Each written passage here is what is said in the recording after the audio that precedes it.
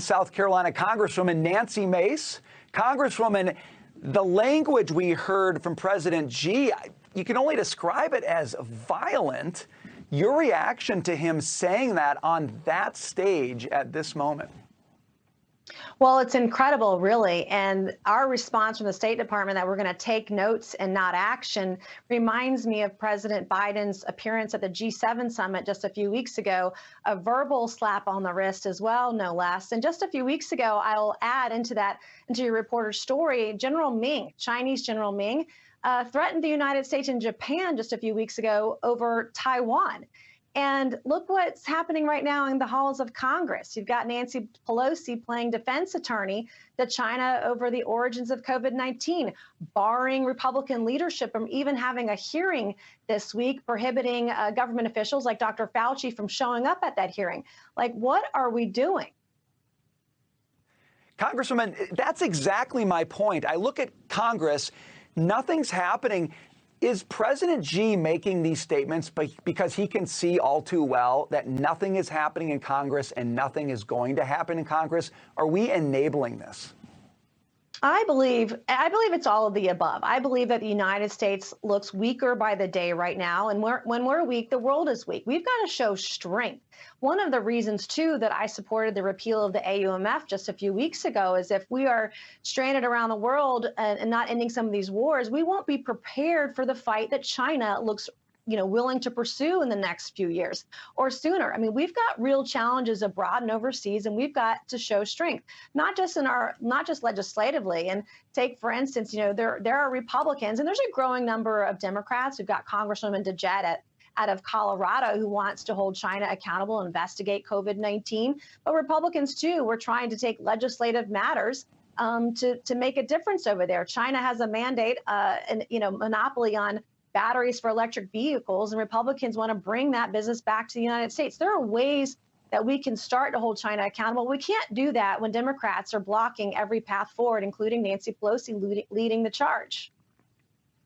You talk about needing to show strength. I think Congress could start by just showing responsibility. We are getting, as far as I can tell, absolutely nowhere with China on the origins of COVID-19. Republicans holding hearings right now, but that really doesn't mean anything unless you've got the party in power running those meetings. Talk about what you can do to get some bipartisanship on this very clear issue of the origins of COVID-19.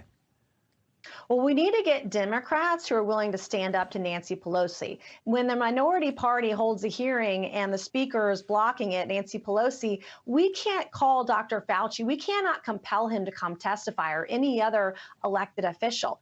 And it was great that the media FOIA'd Dr. Fauci's emails several weeks ago, but much of the information that was connected to the origins of COVID was actually redacted in emails that were not confidential or top secret in any way, shape, or form. And so we've got to find Democrats who are willing to stand up to their leadership in order to do this in a bipartisan way. So I'm encouraged that there are a handful, including Congresswoman DeJette out of Colorado, who are willing to start to speak up. And I hope, and I cross my fingers, we can find more of those in the weeks ahead.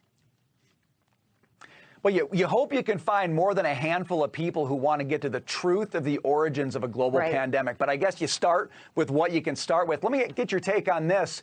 Students and teachers fighting back.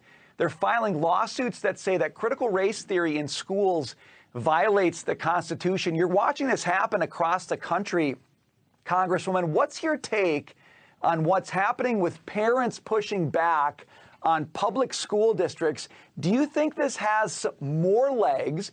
And what can Congress do, if anything, to be supportive of parents trying to push back against what they're very concerned about in these schools?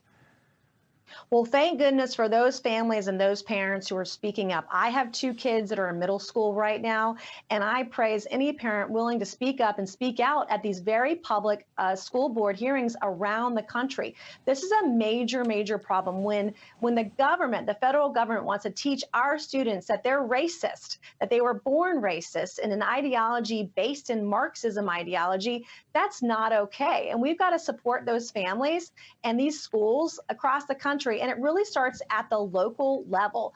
Local school boards are and should be accountable to these parents that are sending them to school. And then, of course, the governors and the superintendents of education across the country as well. But the federal government shouldn't be determining that how our kids are taught, period.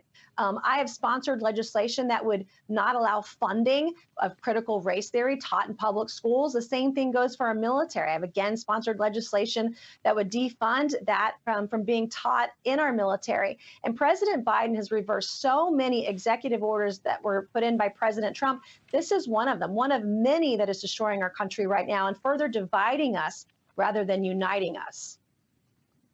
Congressman, really quickly, what about support for alternatives to public schools?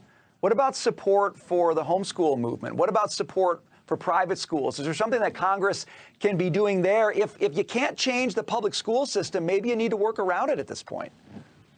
Absolutely. And I think there are many families, and I see it in my own community with COVID-19 and kids being stuck at home doing virtual school. There are some families that may never go back to public school. Here in South Carolina, in the 1st Congressional District, we have alternative public schools called in the public charter school system. There are a growing number of families that want to homeschool or have virtual school opportunities. So any opportunity and choices, educational opportunities or school choice, we've got to support. And these kinds of educational programs can bring children out of poverty. It shouldn't matter your zip code or the color of your skin. Every kid deserves an equal education. And you make a great point. You know, it takes a lot of courage to stand up to this. You're not going to score any points in social media. You're not going to score any points with the media in general if you stand up against some of these politically favored movements like CRT. Are you concerned at all that the folks showing courage right now are going to come back for retribution later on down the road? And what can we do, if anything, to protect people who are speaking out on this? I think retribution anytime, especially given how divisive our country is, which is why it's more important than ever to have dissenting voices, to have people who are willing to speak up and speak out at these public hearings without fear of retribution. I've been through it myself. Just last year, I had my car keyed in the middle of my campaign because someone disagreed with me politically. About a month ago, my house was pepper sprayed or spray painted. And I don't care how many times somebody shows up at my door spray painting my house. I'm going to continue being a strong voice on many of these issues because we should be able to, the American experiment decides that we should be able to agree to disagree and not be attacked. But we need strong voices, sane voices out there talking about these things in a peaceful way, but in a strong way to let them know this is not okay. Congresswoman, really appreciate your thoughts on these many subjects today. Thanks for being with us.